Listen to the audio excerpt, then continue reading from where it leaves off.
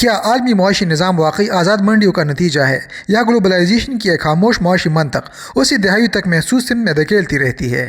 دنیا کی معیشت بظاہر تجارت، سرمایہ کاری اور کھلی منڈیوں کی حرکت سے چلتی دکھائی دیتی ہے، مگر اصل میں اس پورے نظام کے پیچھے ایک مستقل معاشی منطق کام کرتی ہے۔ گلوبلائزیشن صرف سرحدیں کھولنے کا عمل نہیں، بلکہ وسائل، محنت، سرمایہ اور پیداوار کی اس طرح ترتیب دینا ہے کہ عالمی سطح پر ایک خاص قسم کا توازن قائم رہے، اور توازن وقتی فیصلوں سے نہیں بنتا بلکہ آہستہ آہستہ ایسی عادتوں میں بدل جاتا ہے جو ریاستوں کے معاشی راستے خود طے کرنے لگتی ہے۔ گلوبلائزیشن عالمی معیشت میں سمت کیسے طے کرتی ہے؟ جب پیداوار مختلف خطوں میں تقسیم ہوتی ہے تو ابتدا میں ایک معاشی سہولت کے طور پر سامنے آتی ہے، جہاں ہر ریاست اپنی نسبتاً مضبوط صلاحیت کو استعمال کرتے ہوئے عالمی نظام میں جگہ بناتی ہے۔ کچھ ممالک سستی اور وافر محنت کی بنیاد پر فیکٹریوں کا مرکز بن جاتے ہیں، کچھ جدید مالیاتی ڈھانچوں کی وجہ سے سرمایہ کے بہاؤ کو سنبھالنے لگتے ہیں، جبکہ کچھ بڑی آبادی اور ہر ادارے کی طاقت کے باعث صرف صارفین کی منڈی کی حیثیت اختیار کر لیتے ہیں۔ بظاہر یہ تقسیم کارکردگی کو بہتر بناتی ہے، کیونکہ ہر حصہ وہی کام کرتا ہے جس میں اس کی لاگت کم اور رفتار زیادہ ہو، مگر آہستہ آہستہ یہی عمل معیشتوں کی ساخت کو تبدیل کرنا شروع کر دیتا ہے۔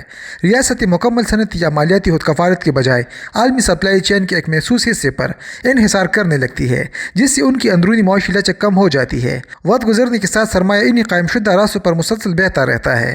نئی صنعتوں یا متبادل معاشی ماڈلز کے لیے جگہ محدود ہوتی جاتی ہے، اور پالیسی سازی بھی انہی عالمی توقعات کے مطابق ڈلنے لگتی ہے۔ یوں بغیر کسی مرکزی اتھارٹی یا واضح حکم کے عالمی معاشی نظام اپنی موجودہ ساخت کو خود مضبوط کرتا رہتا ہے، کیونکہ تمام ریاستیں اسی ترتیب کے اندر رہ کر استحکام تلاش کرنے لگتی ہے۔ کیا عالمی انضمام ریاستی خود مختاری کو خاموشی سے محدود کرتا ہے؟ جب کسی ملک کی ترقی بیرونی سرمایہ، برآمدی منڈیوں اور عالمی مالیاتی بہاؤ سے گہرائی کے ساتھ جڑ جاتی ہے تو ابتدا میں یہ تعلق تیز رفتار معاشی ترقی کا راستہ کھول دیتا ہے۔ سرمایہ کاری بڑھتی ہے، صنعتیں پھیلتی ہے اور روزگار کے مواقع پیدا ہوتے ہیں، جس سے یہ تاثر بنتا ہے کہ عالمی انضمام ترقی کی ضمانت ہے۔ مگر وقت کے ساتھ یہی تعلق پالیسی سازی کی سمت بدلنا شروع کر دیتا ہے، کیونکہ معیشت کا استحکام اندرونی پیداواری طاقت سے زیادہ بیرونی اعتماد پر منحصر ہونے لگتا ہے۔ حکومت بجٹ، ٹیکس، شرح سود اور صنعتی پالیسی جیسے فیصلے کرتے وقت مقامی ضروریات کے ساتھ ساتھ عالمی سرمایہ کاروں کے رد عمل کو بھی مد نظر رکھنے لگتی ہے۔ جیسے جیسے یہ انحصار بڑھتا ہے، ویسے ویسے خطرہ مول لینے کی گنجائش کم ہوتی جاتی ہے، اور ریاستیں ایسے معاشی تجربات سے دور رہنے لگتی ہے جو عالمی مالیاتی حلقوں کو غیر یقینی محسوس ہو۔ نتیجتاً معاشی خود مختاری کاغذی طور پر برقرار رہتی ہے، مگر عملی سطح پر فیصلوں کی حدود سکڑ جاتی ہے، کیونکہ کسی بھی اچانک تبدیلی سے سرمایہ کی انحلا یا مالی دباؤ کا خدشہ موجود رہتا ہے۔ دہائیوں میں یہی محتاط طرز حکمرانی عالمی معاشی ترتیب کو مزید مضبوط بناتا ہے، جہاں ریاستیں بظاہر آزاد مگر عملی طور پر ایک مشترکہ مالیاتی نظم کے اندر رہ کر فیصلے کرنے لگتی ہے۔ گلوبلائزیشن سرمایہ کے بہاؤ کو طاقت میں کیسے بدلتی ہے؟ سرمایہ ہمیشہ اس سمت بہتا ہے جہاں خطرہ کم، قوانین واضح اور منافع نسبتاً مستحکم ہو۔ سرمایہ کار بنیادی طور پر یقین اور پیشگوئی کے ماحول کو ترجیح دیتے ہیں، کیونکہ غیر یقینی حالات سرمایہ کے لیے سب سے بڑا خطرہ سمجھے جاتے ہیں۔ مگر گلوبلائزیشن اس فطری رجحان کو کئی گنا تیز کر دیتی ہے۔ جب دنیا کی معیشتی مالیاتی نظام، بینکاری نیٹ ورکس اور عالمی منڈیوں کے ذریعے ایک دوسرے سے جڑ جاتی ہے تو سرمایہ کی نقل و حرکت پہلے سے کئی زیادہ تیز اور حساس ہو جاتی ہے۔ اب سرمایہ صرف مقامی حالات نہیں بلکہ عالمی استحکام، سیاسی پالیسیوں اور کرنسی کے اعتماد کو دیکھ کر فیصلے کرتا ہے۔ اس عمل کے نتیجے میں سرمایہ آہستہ آہستہ چند مضبوط اور مستحکم معیشتوں میں جمع ہونا شروع ہو جاتا ہے، جہاں ادارہ جاتی تسلسل، شفاف قوانین اور مالی تحفظ موجود ہوتا ہے۔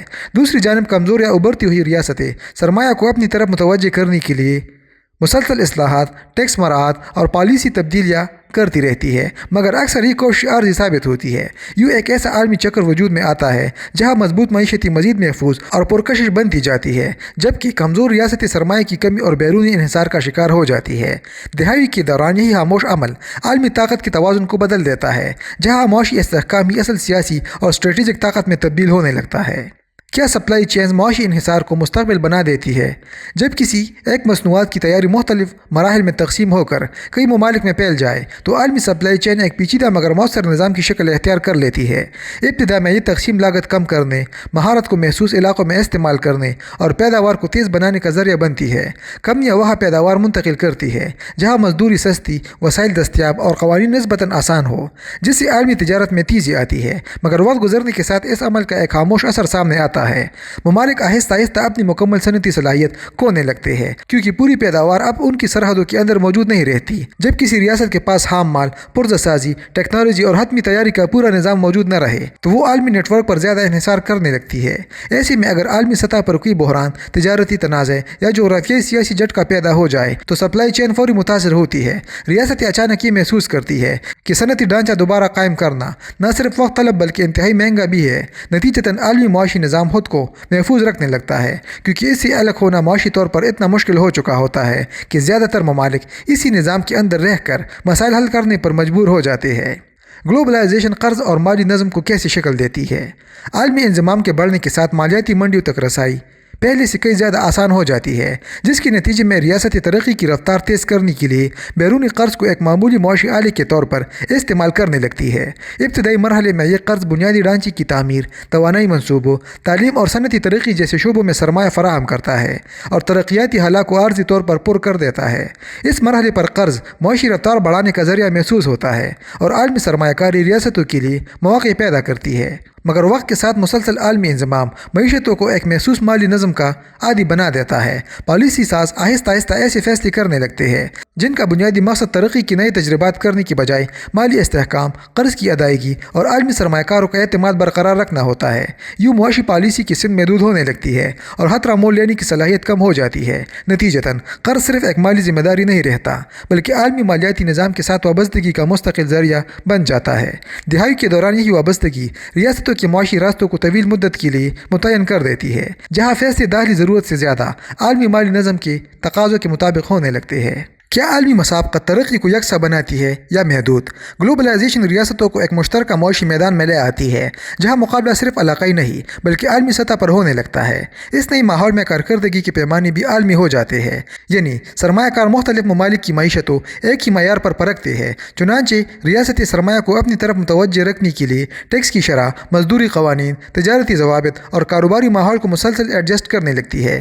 ابتدا میں یہ اصلاحات معیشت کو متحرک بناتی ہے، سرمایہ کاری میں اضافہ ہوتا ہے اور ترقی کی رفتار تیز محسوس ہوتی ہے، مگر وقت گزرنے کے ساتھ یہ مسابقت ایک مختلف اثر پیدا کرتی ہے۔ چونکہ ہر ملک عالمی سرمایہ کے لیے پرکشش بننا چاہتا ہے، اس لیے معاشی پالیسی آہستہ آہستہ ایک جیسی شکل اختیار کرنے لگتی ہے۔ ریاستیں ایسی تجرباتی یا منفرد معاشی راستے اختیار کرنے سے گریز کرتی ہے جو سرمایہ کاروں کو اعتماد کو متاثر کر سکتے ہو۔ نتیجتاً پالیسی سازی میں تنوع کم ہوتا جاتا ہے اور معیشت ایک مشترکہ ڈھانچے کے اندر محدود ہونے لگتی ہے۔ دہائی کے دوران یہی رجحان عالمی معیشت میں ساختی استحکام پیدا کرتا ہے، مگر ساتھ ہی طاقت کے موجودہ مراکز کو مضبوط بھی بناتا ہے، کیونکہ نظام انہی ماڈلز کو ترجیح دیتا ہے جو پہلے سے کامیاب اور غالب حیثیت رکھتے ہیں۔ گلوبلائزیشن بحرانوں کو کیوں پھیلاتی بھی ہے اور سنبھالتی بھی؟ جڑی ہوئی عالمی معیشتوں میں کسی ایک خطے کا معاشی بحران محدود نہیں رہتا بلکہ تیزی سے دوسرے خطوں تک منتقل ہو جاتا ہے، کیونکہ مالیاتی منڈیاں، تجارتی راستے اور سرمایہ کاری کے نیٹ ورکس ایک دوسرے سے گہرے طور پر منسلک ہو چکے ہوتے ہیں۔ جب کسی بڑی معیشت میں مالیاتی دباؤ، بینکاری بحران یا تجارتی رکاوٹ پیدا ہوتی ہے تو اس کے اثرات فوری طور پر کرنسیوں، اسٹاک مارکیٹس اور عالمی تجارت پر ظاہر ہونے لگتے ہیں۔ ابتدا میں یہ باہمی انحصار خطرے کو بڑھاتا محسوس ہوتا ہے کیونکہ ایک مسئلہ پوری دنیا میں غیر یقینی کیفیت پیدا کر سکتا ہے، مگر اسی رابطے کے اندر نظام کی بقا کا عنصر بھی موجود ہوتا ہے۔ چونکہ ریاستیں مکمل طور پر الگ ہو کر معاشی سرگرمی جاری رکھنے کی قابل نہیں رہتے، اس لیے بحران کے وقت مشترکہ اقدامات، مالی تعاون اور پالیسی ہم آہنگی ناگزیر بن جاتی ہے۔ مرکزی بینک، عالمی مالیاتی ادارے اور بڑی معیشتیں استحکام برقرار رکھنے کے لیے مداخلت کرتی ہے تاکہ نظام مکمل طور پر ٹوٹنے نہ پائے۔ یوں دباؤ کے ماحول میں انفرادی مفاد کی بجائے مشترکہ استحکام ترجیح بن جاتا ہے۔ نتیجتاً عالمی معاشی نظام بار بار بحرانوں کا سامنا کرنے کے باوجود برقرار رہتا ہے کیونکہ تمام معیشتوں کی بقا ایک ہی مربوط ڈھانچے سے جڑی ہوتی ہے اور اس سے علیحدگی کی قیمت بہت زیادہ ہو چکی ہوتی ہے۔ آخرکار گلوبلائزیشن عالمی معاشی ترتیب کو مستقل کیوں بنا دیتی ہے؟ جب تجارت، سرمایہ، قرض اور پیداوار ایک ہی منطق کے تحت جڑ جاتے ہیں تو عالمی معیشت کسی ایک معاہدے، ادارے یا وقتی فیصلے کی محتاج نہیں رہتی بلکہ آہستہ آہستہ ایک ایسی عادت میں تبدیل ہو جاتی ہے جو خود نظام کو چلانے لگتی ہے۔ مختلف ریاستیں بظاہر آزادانہ پالیسیاں بناتی اور اپنے قومی مفادات کے مطابق فیصلے کرتی نظر آتی ہے، مگر حقیقت میں ان کے انتخاب پہلے سے بنے ہوئے معاشی راستوں، سپلائی چینز، مالیاتی روابط اور عالمی منڈی کے دباؤ سے متاثر ہوتے ہیں۔ جب سرمایہ ایک خطے سے دوسرے خطے میں مسلسل حرکت کرتا ہے اور پیداوار مختلف ممالک میں تقسیم ہو جاتی ہے تو معیشت صرف قومی سطح کا معاملہ نہیں رہتی بلکہ ایک مشترکہ عالمی ڈھانچے کی شکل اختیار کر لیتی ہے۔ لیتی ہے۔ وقت گزرنے کے ساتھ یہ معاشی راستے اتنی مضبوط اور گہرے ہو جاتے ہیں کہ ان سے ہٹنا ممکن تو رہتا ہے، مگر اس کی قیمت بہت زیادہ ہوتی ہے، چاہے وہ مہنگائی کی صورت میں ہو، تجارتی تنہائی کی شکل میں، یا صنعتی کمزوری کی خطرے کی صورت میں۔ اسی مرحلے پر گلوبلائزیشن محض تجارت یا سرمایہ کاری کا نام نہیں رہتی، بلکہ عالمی طاقت کے توازن کو برقرار رکھنے والا خاموش مگر مؤثر نظام بن جاتی ہے، جہاں استحکام اور انحصار ایک ساتھ وجود رکھتے ہیں اور عالمی سیاست بھی اسی معاشی حقیقت کے گرد گھومنے لگتی ہے۔ اور آخر میں عالمی معاشی نظام کی طاقت شور یا فوری فیصلوں میں نہیں، بلکہ اس خاموش منطق میں پوشیدہ ہے جو گلوبلائزیشن کے ذریعے ریاستوں کے انتخاب محدود اور راستے مستقل بناتی رہتی ہے۔ دہائی کے دوران یہی منطق طے کرتی ہے کہ کون سی معیشت مرکز بنتی ہے اور کون سی ہمیشہ نظام کے اندر رہ کر اس کی رفتار کے مطابق خود کو ڈالتی رہتی ہے۔ عالمی ترتیب یوں کسی اعلان سے نہیں، بلکہ مسلسل معاشی انضمام کی عادت سے قائم رہتی ہے، اور یہی اس کی اصل طاقت ہے۔